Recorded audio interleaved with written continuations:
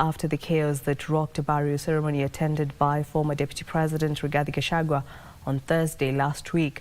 Though the MCA is recuperating at the AAR hospital in Nairobi after he was allegedly rescued by a woman who spotted him in Kinale Forest, where he was lying unconscious on the ground, the MCAs have expressed fear for their security. Police have since denied that there were any arrests made on the day of the chaos.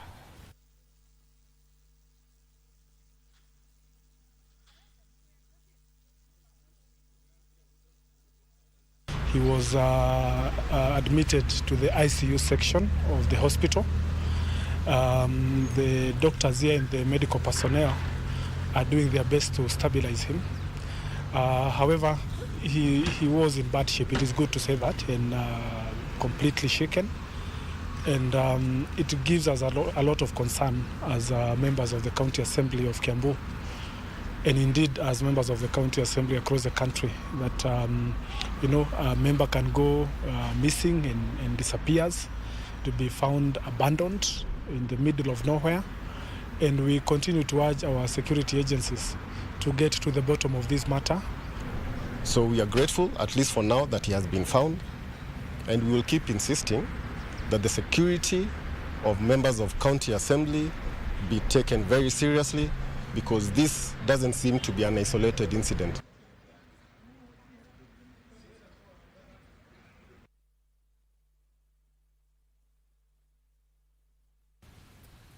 And on health matters, expectant mothers in Busia County have been urged to prioritize regular health checkups to allow for early detection and treatment of HIV, which can prevent mother-to-child transmission.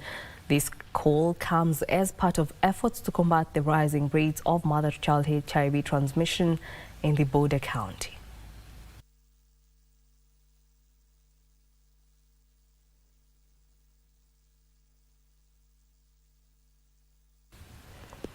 Well, we do apologize for that. We shall be having that story later on. Now, more than 20 rescue workers from Kiambu have graduated with fire management skills at Kiambu County Fire Training Institute.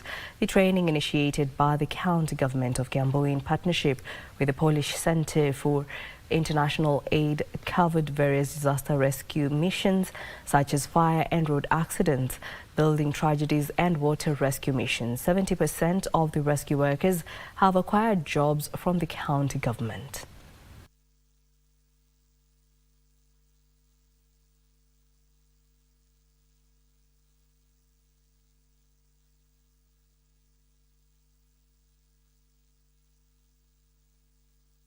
And right now, after this training, I'm sure we are equipped with all the skills and also the knowledge to use different equipments to locate people, maybe who are trapped under the rubble. That is when the buildings collapse.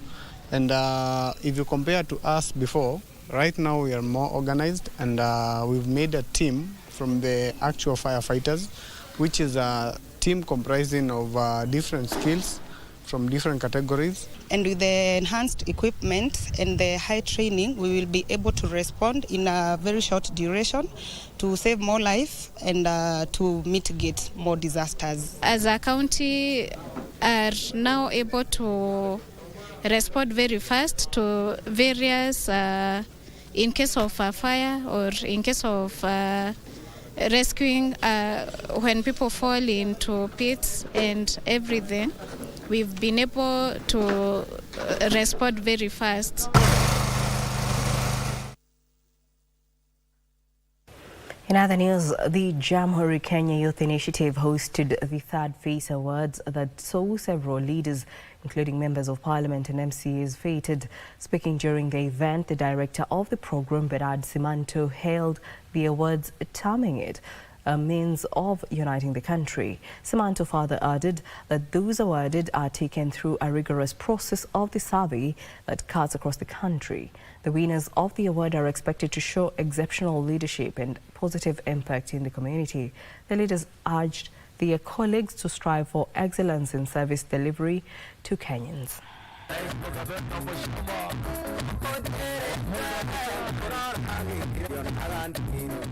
Leo tumekuwa na leaders, tumekuwa na CEOs, tumekuwa na watu from sector education, tumekuwa na watu from entertainment sector. So you can see like with such a platform, we can do a lot and we can achieve a lot. Kuna masuala mengi yenyewe ambayo tumefanya kule nyanjani, tumehakikisha kwamba masuala ya afya yamepewa kipaumbele. As we speak in Ganda ward, the first ward in the whole Kenya to have its own mobile clinic. So hii ni initiatives ambayo tunafanya ili tusaidie jamii, na masuala haya ndio yenye ambayo yamefanya mpaka tumeweza kufika hapa siku ya leo.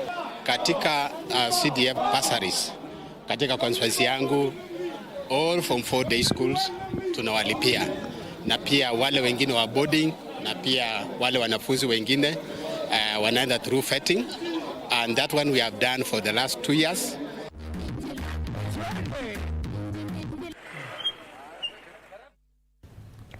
The government, through the Kerio Valley Development Authority, has launched several water projects in Masol, Pokot Central as part of its elaborate plans to curb insecurity in the North Rift region. According to KDVA Managing Director Dr. Sami Neparis, the opening of the water projects will greatly help reduce the frequent border conflicts between the Pokot and Turkana communities.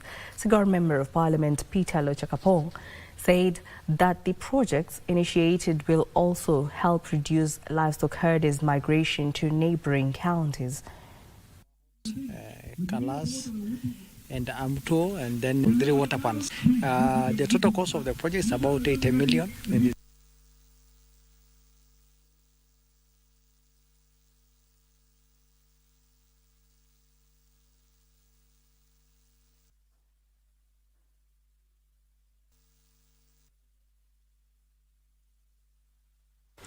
The Voice of a Woman in Africa group leaders have called on the government to formulate a special bill that will decisively deal with incidents of gender-based violence. The bill, they say, should focus on safety enhancement measures. Calls were also made for women to remain proactive in social media activism that seeks to enlighten members of the public on the dangers of gender-based violence. The calls come even as the world continues to mark the 16 days of activism against gender-based violence.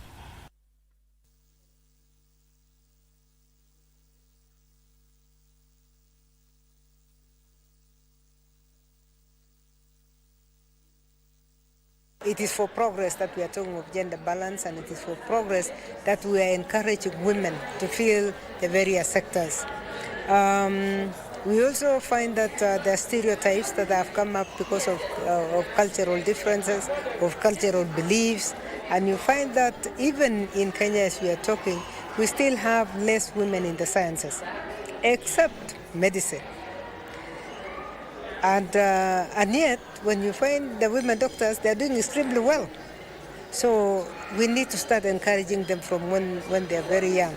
Use tech to get the message out there, become active advocates in their local communities. Some of the discussions that we had in the room, we realized that so many countries do not have a special bill for gender-based violence, and I think that that is something that a lot of countries and leaders should be able to look into.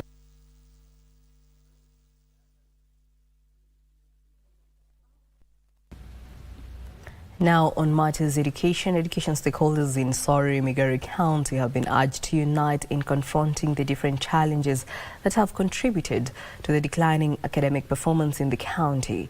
Speaking during a week-long cultural event at Surrey Secondary School, the stakeholders raised concern over what they termed as a tendency to lure many learners into illegal businesses and relationships during the school holidays. They further encouraged the youth to take part in various sporting activities and entertainment initiatives designed to keep them engaged during the long holiday. They also emphasized the need for community responsibility in amplifying the importance of education among the youth population. We are trying to ensure that we teach these children on the need to avoid, but most importantly, to ensure that they go to school as opposed to dropping out of school and working for things that are not worth. In Nyatike sub-county, actually we have high rate of teenage pregnancy.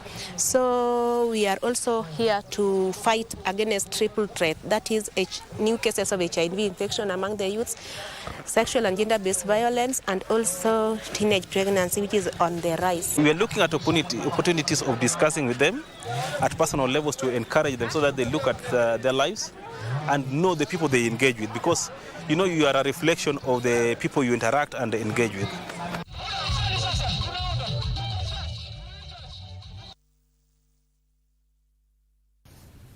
Now, on to health matters. Expectant mothers in Busia County have been urged to prioritize regular health checkups to allow for early detection and treatment of HIV, which can prevent mother-to-child transmission. This call comes as part of efforts to combat the rising rates of mother-to-child HIV transmission in the Busia County. Speaking during World AIDS Day commemorations at Kemodo Market Center in Teso South, HIV coordinator Constance Were emphasized the importance of early HIV testing.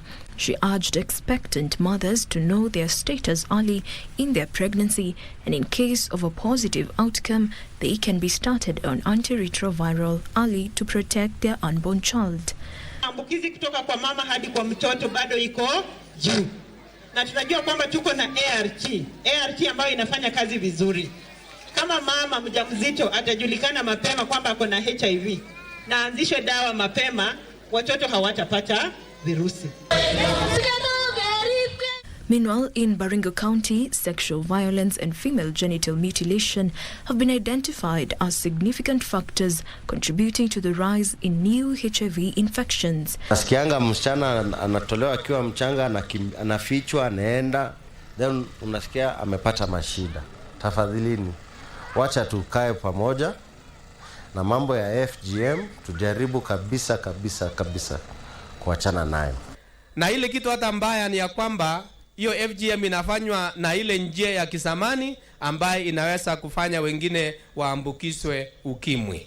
Luka Ayengo, the County Director of Youth and Gender Affairs, noted that the increase in new infections is linked to gender-based violence, often fueled by substance abuse.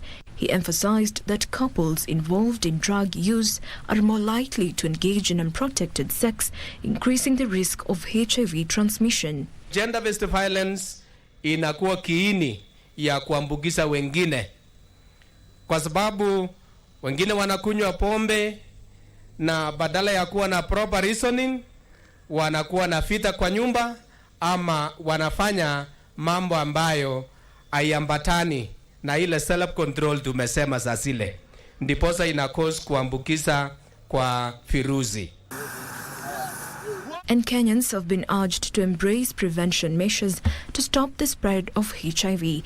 Ruth Wanjeri of DKT International, an organization focused on reproductive health, encouraged the community to embrace family planning and practice safe sex to prevent HIV infection. Also tell them and advise them on where they can be able to get brands like Kiss Condom, so that they can do safe practice of sex. It is important for communities to take the leading front. If human rights are at the epicenter, communities take the lead, and institutional frameworks, the government puts up relevant health systems, health structures, and infrastructures that can work around supporting this mutual entity.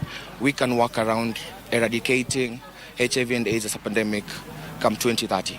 World AIDS Day, observed annually, aims to raise awareness about HIV and AIDS and encourage people to get tested and seek treatment. Jacqueline Masharia for Lunchtime News. Oh, thank you so much, Jacqueline Mashari. Now, over 50 farmers have gathered in Kilgore's Narrow County for a vital sensitization forum aimed at enhancing farm productivity and improving access to markets for their produce. The training, led by Narrow County Agricultural Officer Steve Omondi, seeks to empower farmers with the knowledge and skills they need to thrive in today's competitive agricultural landscape. Our reporter Joseph Wahungu is on the ground to bring us more details on this impactful event. Over to you, Joseph.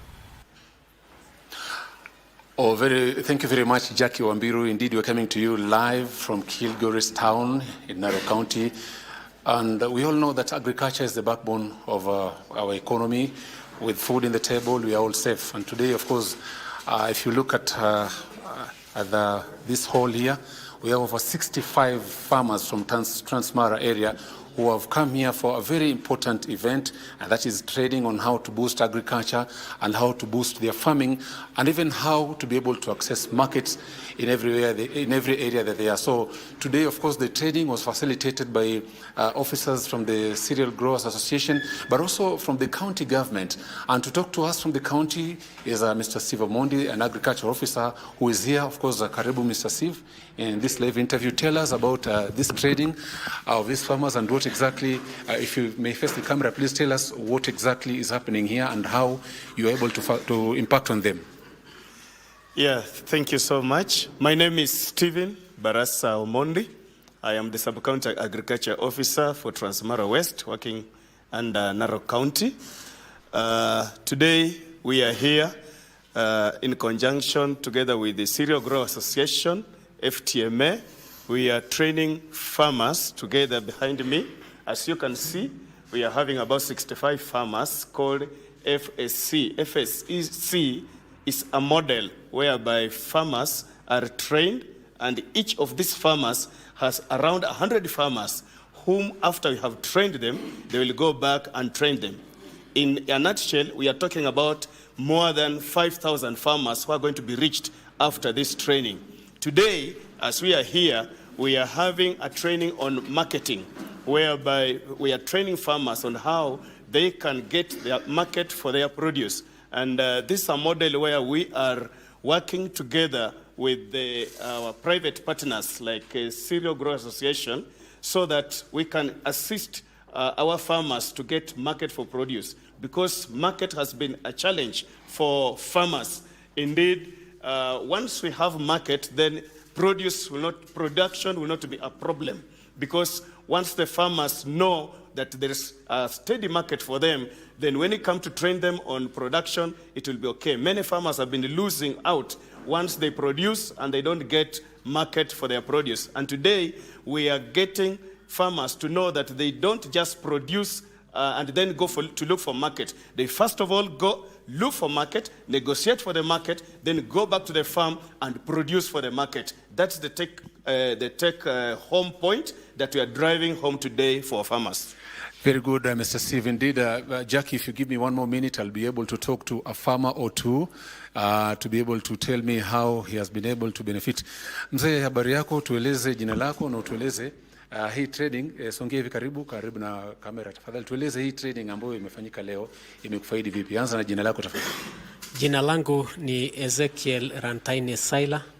Ni mkulima kutoka Transmara, eneo la Romosha. Na CGA ambaye ni Cereal Growers Association ni shirika ambalo huwa inatuita pamoja na ofisi ya SCAO au agriculture, wakija kutuweza kutufunza mambo ya ukulima. Training ya leo inahusu sana mambo ya soko. Huwa sisi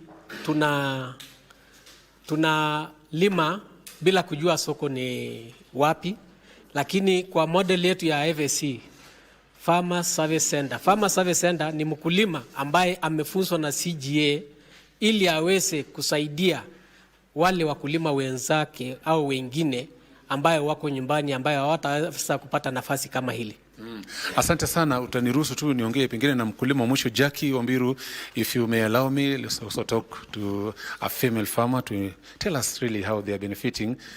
Tueleze jina lako na tueleze baada ya kupata mafunzo kama haya unasaidia wakulima wengine pale chini kivipi? Kwa majina naitwa Maureen Sialo na mimi ni youth na ni kiongozi wa youth wa hii sub county, na kuwa FSC kama a female youth kwamba mimi kwanza imenisaidia sana, na through these trainings I've gained a lot of knowledge and I also share with other youths around this sub-county, and it has really touched our lives. It has improved us. It has helped farmers to put money at their pockets. And what I'm urging that the government will even help us, that whenever we do this, farmers to get benefit through this farming.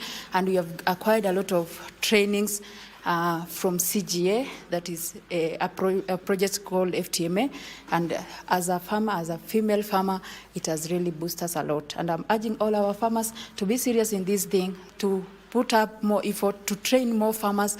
Let us put this thing, awareness to the ground, and I know that God will go to help us. Let us put awareness on the ground. Jackie Wambiru, that will be it from Kilgoris Town. Back to you in the studio. And that's the latest from Kilgoris in Narok County, where farmers are being equipped to boost their production and market access. Well, thank you so much, Joseph Hongo. Now we move on to a different report where graduates have been urged to be open-minded and embrace the opportunities available in the job market instead of being selective due to the shortage of jobs in their niche of study. This comes at a time when most job seekers are seeking opportunities abroad due to limited job opportunities in the country. This emerged during the KCA 17th graduation ceremony, where over 2,800 graduated in various disciplines.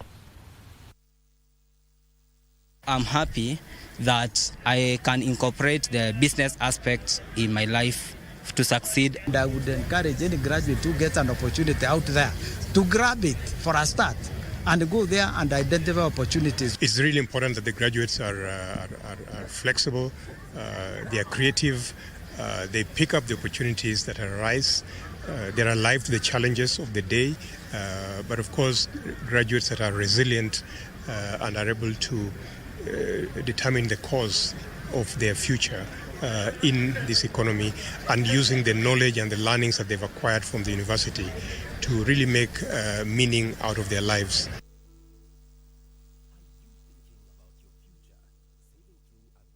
Well, that report brings us off. Fast break here on Lunchtime News. Don't go too far, we still have more news coming up.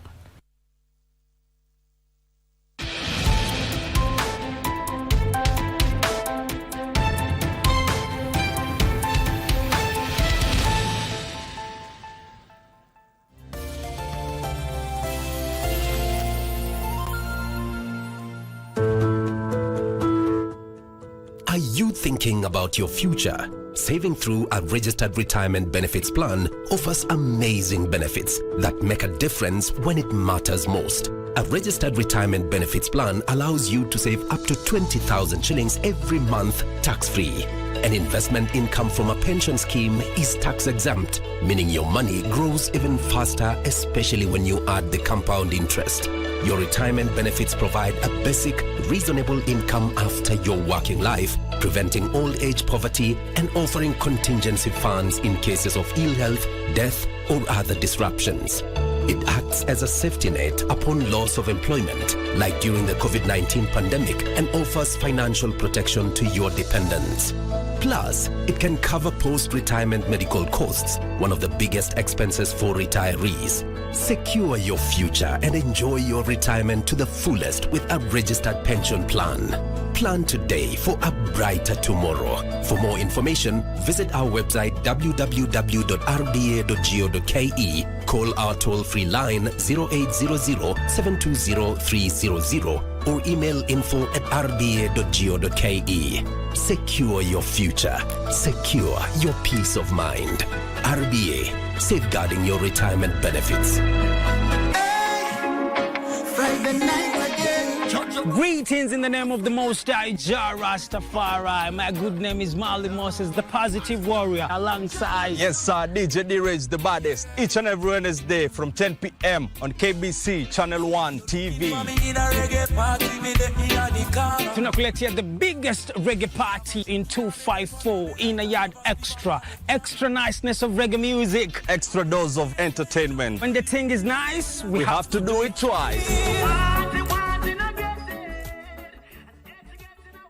The young generation awakens on Y254, the leading youth TV station in Kenya.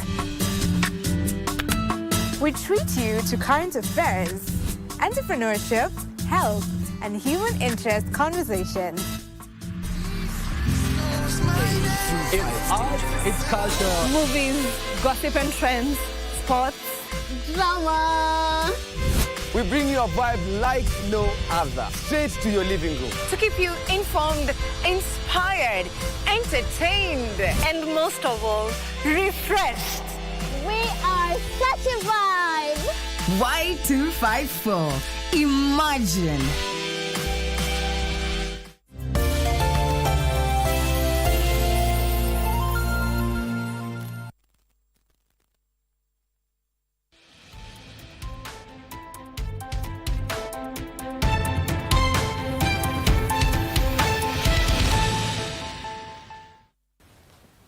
Welcome back. This is Lunchtime News.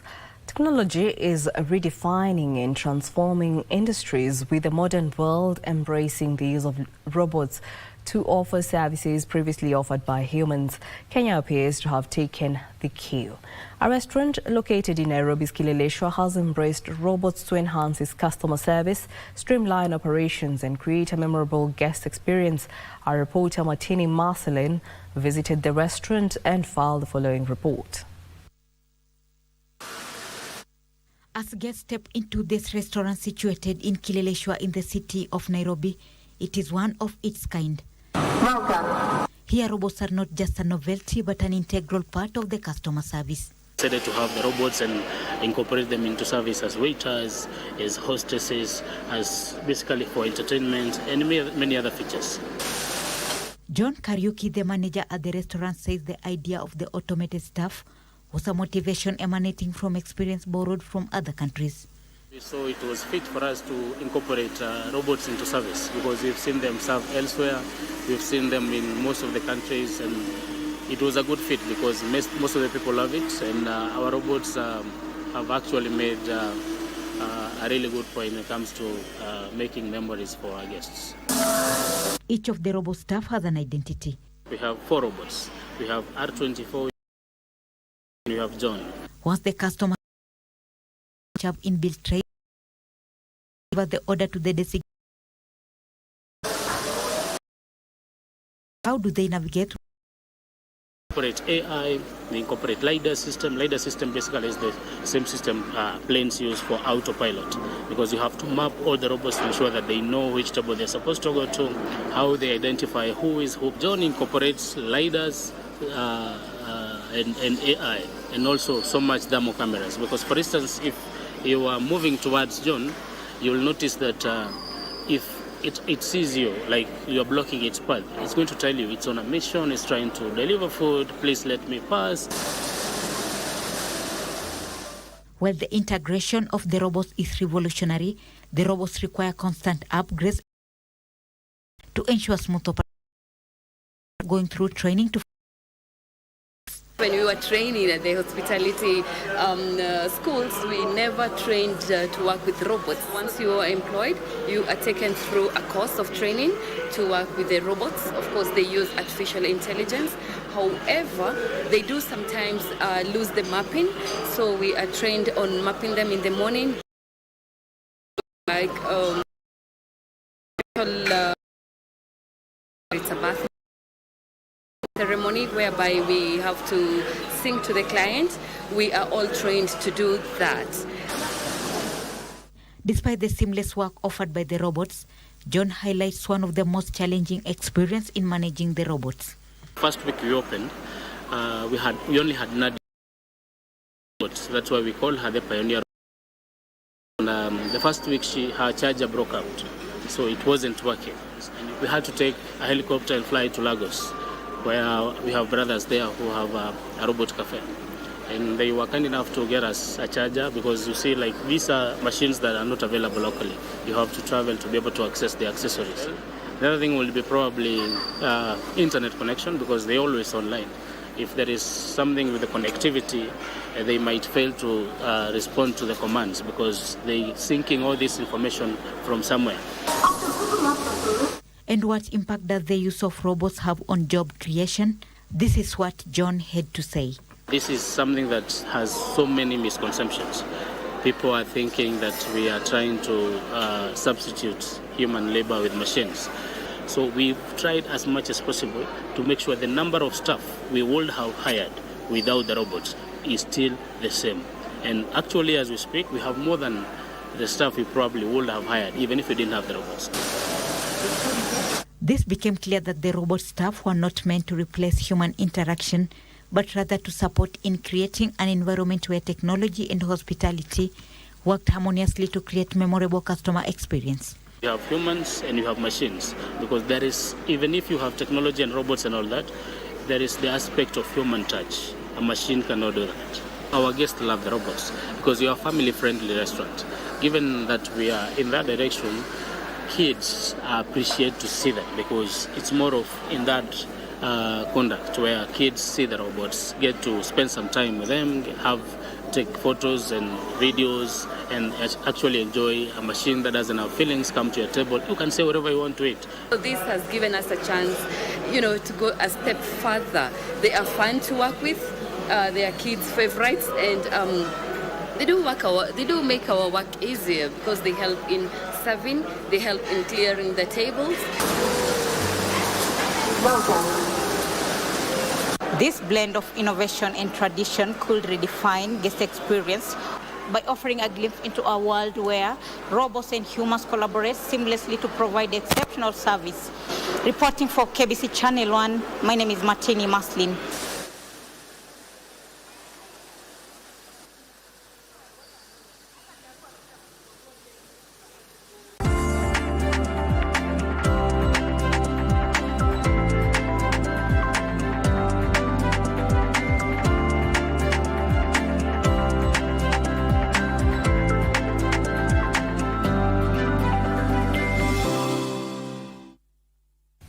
Now let's take a look at business news, where Tatu City has been appointed as the regional office and national contact point for the World Free Zones Organization.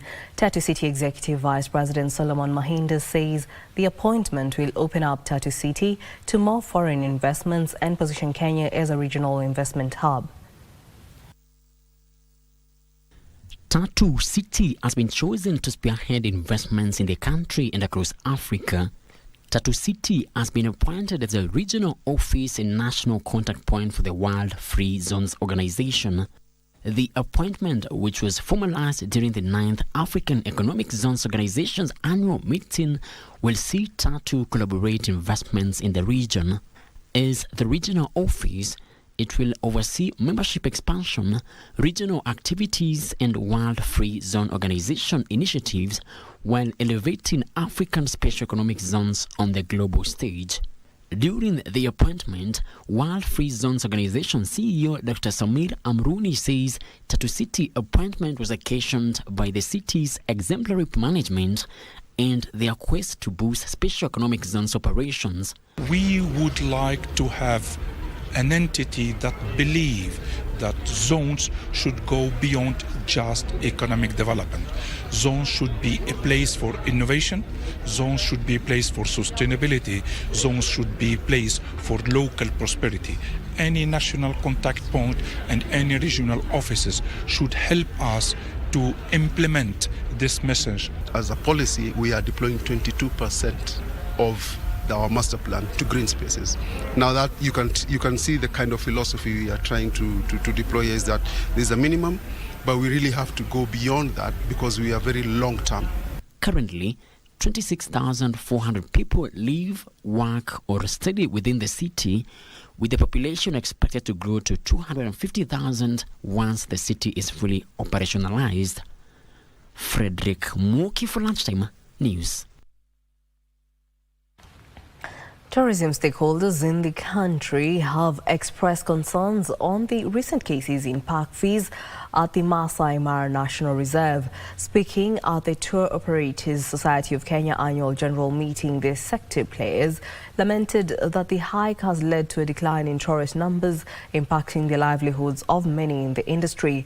The Ugandan ambassador to Kenya, Paul Muhumbia, who attended the event, lauded Kenyan tourism stakeholders for their efforts in promoting the sector, particularly during the festive season.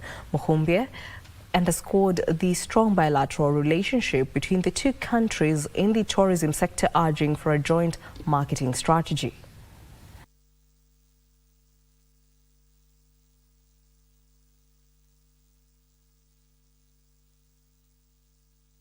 The biggest challenge that we are having in the tourism sector is haphazard decisions that are being made. And I'll have a quote of one park that we sell, that is Masai Mara National Park, is a very good example of challenges that we get in losing customers to a neighboring country because there were introduction of fees that were never consulted on. When you go to the Kenya coast, majority of the people in the farm trip are young people. So really, the young people are not for the future. They are for now, and we are making very good use of them to promote and sell both Uganda and Kenya. Kenyan farmers have been encouraged to consider adopting technology in the farming for efficiency and reduce production costs. Kenya Agricultural and Livestock Research Organization Officer David Mbogwa says digitization of farm activities will allow farmers monitor their farms in real time and get updates on weather and crucial farm input information. Kenya has so far digitized 95 agriculture services according to the Institute for Public Policy Research and Analysis. The digitization is double the number in other African countries. However, only 20% to 30% of Kenyan farmers adopt digital agricultural technologies. How we can utilize the young people that are digital surveyed, they have a mobile phones, they have tablets, and they can access the internet, and therefore they can access this information in real time, and they can utilize that information to train other farmers within their region. Kenya is among two other countries that are engaged in strengthening agricultural knowledge and the innovation ecosystem for inclusive rural transformation and livelihoods in Eastern Africa. The project ATEA aims at creating awareness on digital innovation in avocado, dairy, maize extension and fish value chains. Among these value chains, we are using the innovation platform model, where we bring the different actors within the agricultural value chain. That is right from the producers, the distributors, the transporters, the processors, until the consumers. We have seen a very good transformation with our farms when farmers are utilizing this. This should be also be looked into the fact that we don't have sufficient numbers of extension officers out there in the field that interact with the farmers on day-to-day basis. Digitization of agriculture services is expected to mitigate against decreasing extension officers' numbers in the country and also linking farmers to direct markets. Kuna mafunzo kadhaa tumepata, especially on the digital platform, which we are working on today. Inatusaidia ku keep records za kile tunapatia ng'ombe, yale mazao yetu tunapatia ng'ombe, we keep the records. The ATEA project is supported by the European Union to a tune of 41 million shillings for 3 years. Alan Oko, Lunchtime News. Cotton farmers are set to earn more from their produce after thicker cloth mills reviewed their prices upwards. The company says it will pay farmers 72 shillings per kilo of cotton lint from the current 52 shillings as part of the firm's effort to increase cotton production in the country. Trevor Ngendo with the details.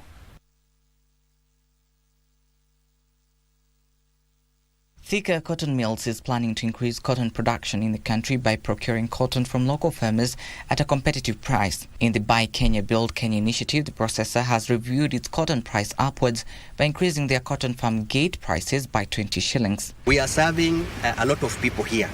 We have workers close to 35 in every shift. We have border borders who come in to transport the cotton. To increase its operational capacity, the company has invested in 2 ginneries, allowing farmers to earn from both lint and seeds. We have taken time to talk to farmers to entice them with good price, with information, and we are seeing a positive trend. The farmers are asking the government to increase extension services to control weed and pests that have reduced cotton production in the country. Trevor Ngendo for Lunchtime News.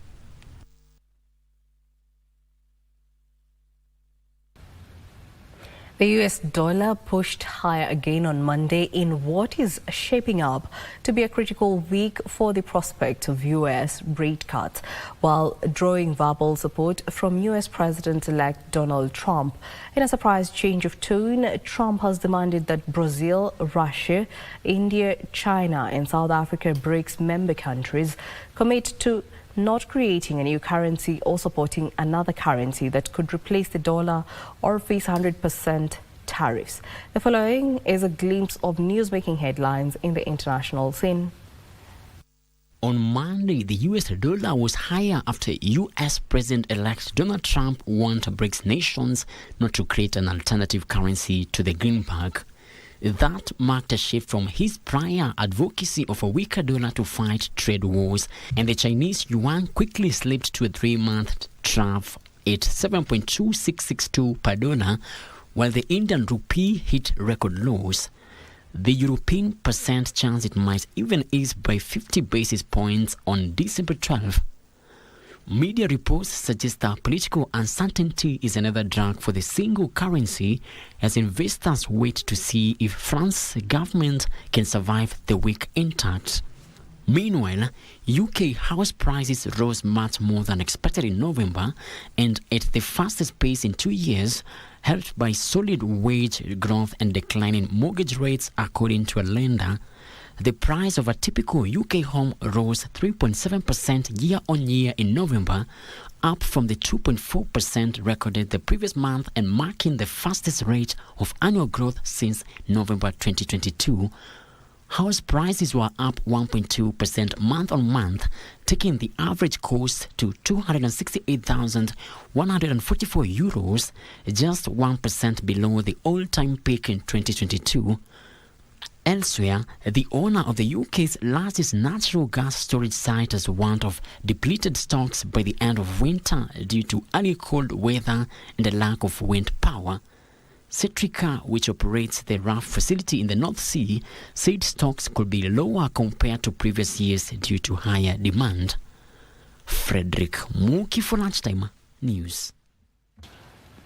Now, youths in Kajiado County have found an alternative livelihood in the processing of the invasive Ipomia weed. The Ipomia plant, known, can be processed to generate paper and weaving baskets, offering an alternative livelihood away from pastoralism that has been affected by frequent drought. The green leafy plant known as Ipomia hildebranti scientifically has endangered the herders' source of livelihood and food security. The plant has a heavy seeding ability, heavy foliage, and a well-developed root system, enabling it to aggressively spread, smothering any natural pasture in its proximity. Tunaomba sana serikali yetu ya kaunti ya Kajiado iweze kutusaidia, iweze kupatia wanarika kazi ili waweze kutuondolea hii kwekwe katika hii area ya Sajiloni. The invasive nature of the weed has seen Kajiado County government declare it a county disaster. In efforts to eradicate the weed, the youth have innovated ways to weave baskets from the weed stems as well as make paper to boost their incomes. Tumeweza kutengeneza kikapu hiki, na kikapu hiki kimetengenezwa na reeds kama hii ya Ipomea, na tumeweza kublend pamoja na mimea zingine ili ikaweze kushikana. Na katika mkono wangu kulia kuna karatasi ambayo tumeweza kutengeneza na hii Ipomea. Hii yote ni tunataka kutengeneza ubunifu katika vijana ili waweze kujisaidia.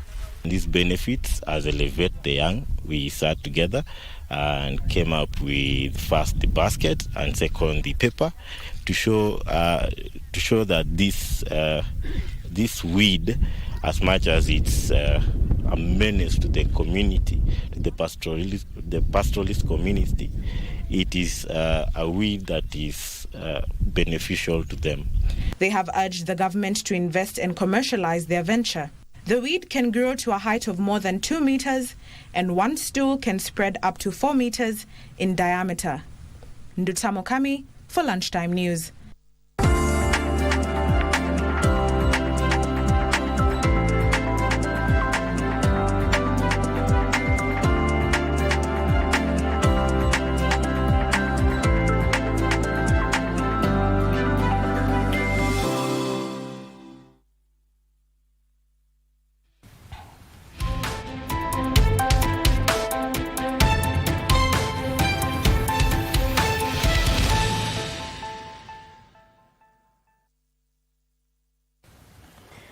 And in other news, the Anglican Church has condemned the chaos witnessed during a funeral in Limuru County, where the former Deputy President Rigathi Gachagua was attending.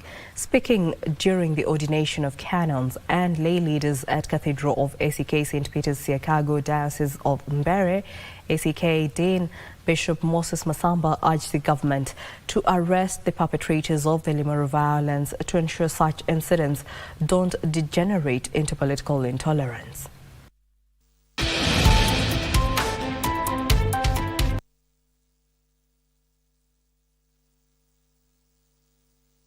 Pigania makelele ile ingine tuliona Limuru, watu wanaruhusiana vitu, wanaharibu mazishi. Hiyo maneno kama hiyo we condemn it.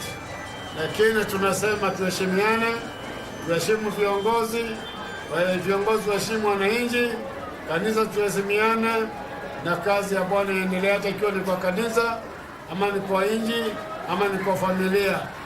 There is need for a continuous conversation irrespective of the political divide that we belong to. We are one people, we are one nation, we are under God.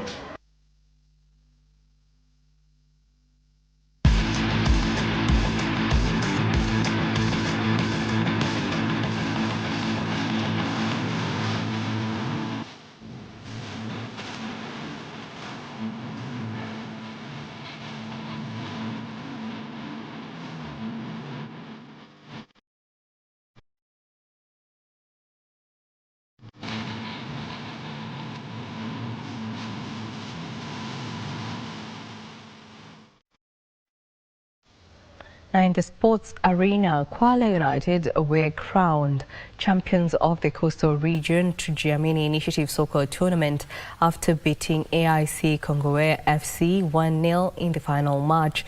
En route to the finals, AIC Kongowe defeated Tiger FC 1-0. The Tujiamini Initiative seeks to uplift the living standards of youths in the Coastal Region, especially in a community struggling with high levels of drug abuse. Kwale United coach Hamisi Masosa lauded the initiative for its impactful approach to supporting the youth.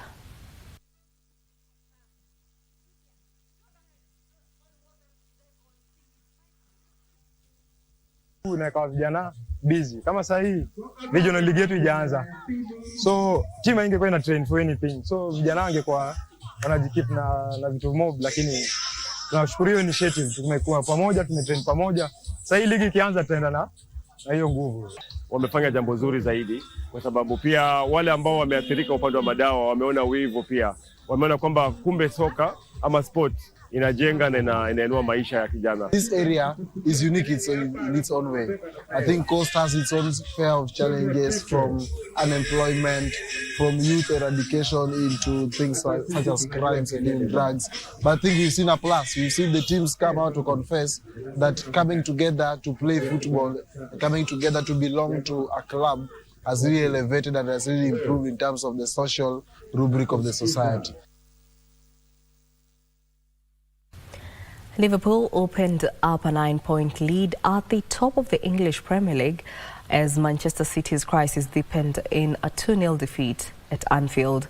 The two goals were scored by Cody Gakpo and Mo Salah in the 12th and 78th minute, respectively. City are now 11 points off the runaway leaders, down in 5th and winless in 7 games, including 6 defeats. In other matches, Chelsea beat Aston Villa 3-0. Manchester United swept Old Trafford with a 4-0 against Everton, as Tottenham stretched muscles with Fulham for a 1-1 draw. Surely won the game now. Correa made sure that Villa couldn't get out, and now he can put a cross in. And Nicholas Jackson! Off the post and in. Caicedo found Fernandez. Lovely ball from him to Palmer. Palmer gave it him back. Fernandez could shoot. What a goal! Enzo. Okay. Here's Palmer. Shifted it. Got the shot away. Goal. Palmer is a...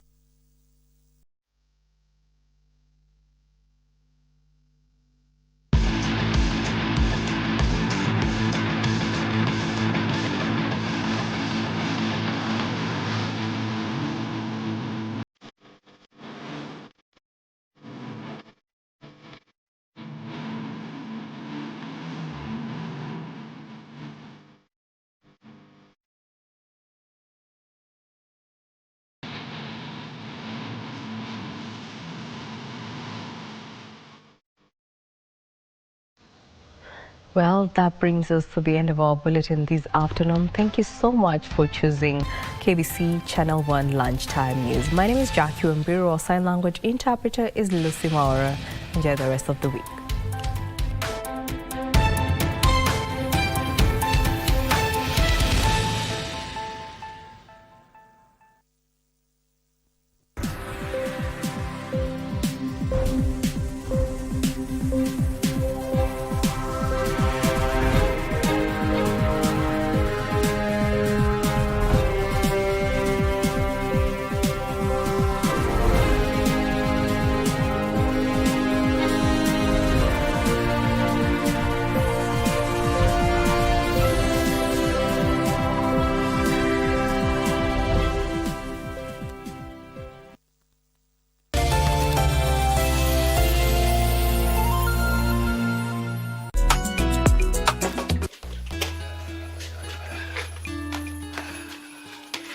Watu kila mtu ana kazi yake.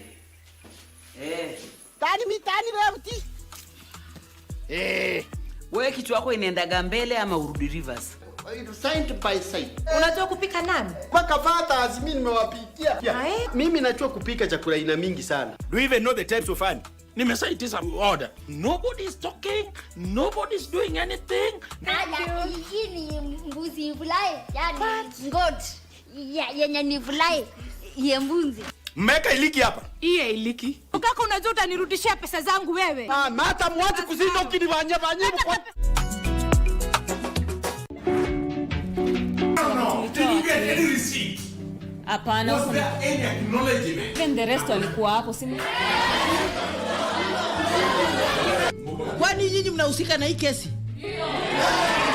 Hapo dada moja akaingia akaripoti kuwa ameitishwa 200,000 kama hongo. Mimi sikupokea kwa sababu ni kazi mimi nilikuwa nimepokea unampelekea. Simulisema nikuje niongee mambo ya ukweli mheshimiwa na ndio hiyo. Basi asante. Na mtu akikuitisha hongo tafadhali ripoti kwa ofisi za EACC. Alafu kitu kingine mheshimiwa, hii mwezi kama unaweza kuwa MCA wangu mheshimiwa. Wewe. Kwamba kila mara unapozungumza na mimi ni kunifanisha tuna Kabiru. Elewa kwamba mimi na Hashon na Kabiru tu watu wawili tofauti. Mama ungekuwa unahisi kuchoka, mwanzo kabisa ungehisi kuchoka na hii hulka yako mbaya mbovu ya kumleta kijana mdogo. Mimi kijana mdogo tu kwenye nyumba. Na isitoshe mama. As I was saying, unajua mimi sijaikuwa na dem tangu nizaliwe. Acha kunichocha. Sasa mbona nikuchocha? Over the weekend, Juja residents were treated to a memorable experience of great scotch and live music, headlined by popular music group Hat the Band.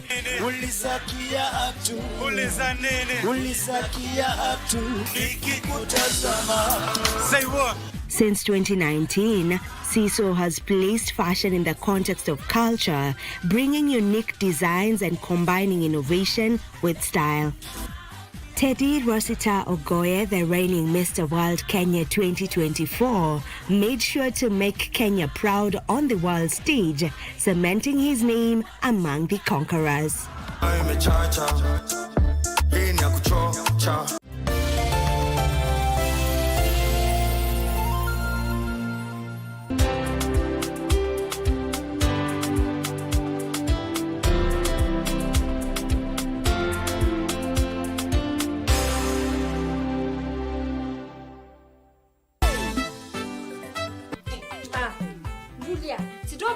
My name and take your money. Thank you for nothing. Also, you thank you for nothing. Who are you calling down the head? What else should I call you? You will stop calling me funny names. Unasikia? I will beat the living daylights out of you. Fine. Nothing is fine until you pay me my money. You know that money was for something very important. How much, if I may ask? This is between me and her. I will only take her hand if she gives me the phone. In your nightmare. Okay. In my nightmare. Okay.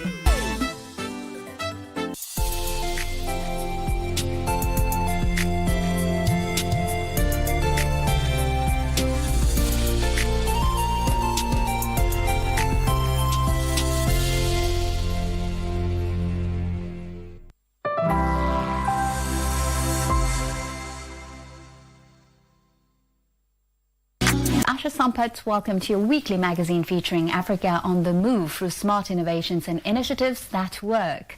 This week, we focus on the technological momentum